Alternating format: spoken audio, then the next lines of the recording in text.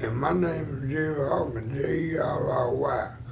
Last name Hawkins, Hawkins, and I pray for everybody of the United States of America. He at times can be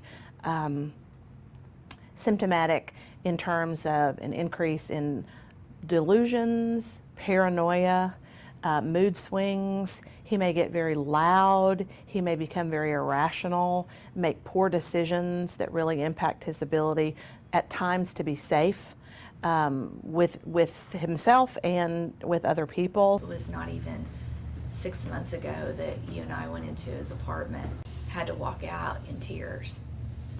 And that's the reality of schizophrenia for many people, including individuals like Jerry. I had heard he wasn't himself. I said, where is my brother, Lord? I got to find him. So my husband and I, we got in the car and we rode. We just rode around in places that I thought he would be. And I rode down on my brother. He looked at me like he was looking at me, looking through me. He didn't even know me. He did not even know me. Because a lot of people with this suffer from mental illness don't leave home. They can't do the things that they need to do, but with a certain type of medication and the things like the programs that you guys have here gives them the strength that they need to keep going. So he has a very supportive family. They're loving and they always want to be a part of his treatment. You know, they know when he's deteriorated and they're called and asking for advice of what can we do to get him better, you know, how can we help him. They always have been supportive and want his best will. We need every resource possible because not everyone responds to the same medication or to the same treatment or intervention in the same way. So the more resources and tools we have on the table, the better able we are to match those with people who will ultimately benefit from them.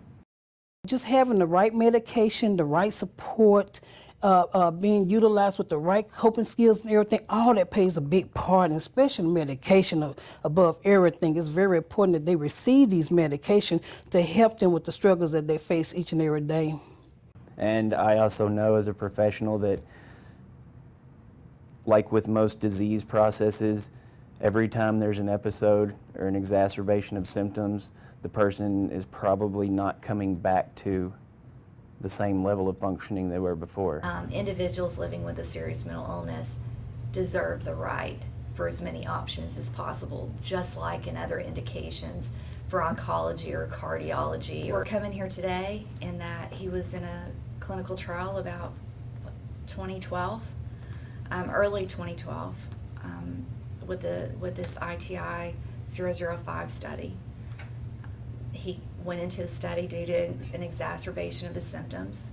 He was experiencing some paranoia, hallucinations, auditory and visual. And by 6 weeks, there was a tremendous difference in his symptoms. So we've been waiting about 7.5 years for him to have the opportunity and access to this medication. He did so well in this particular trial that's why I'm sitting here advocating for him and others that I see on a daily basis that never had access to this medication. And so we're pleading at this point for Jerry and many people who didn't have access to this medication, what it can potentially do to benefit their life. As the scientists who make the meds, as the regulators that ensure that the medications are safe and effective for the public, right? For individuals who are living with us, for the advocates, for the families, and the individuals living with an illness.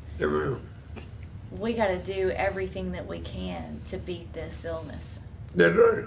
And we all have to work together to make that happen, right? Yes, ma'am. Because the why? main thing. Because why? We all we got. We all we got. We all we got.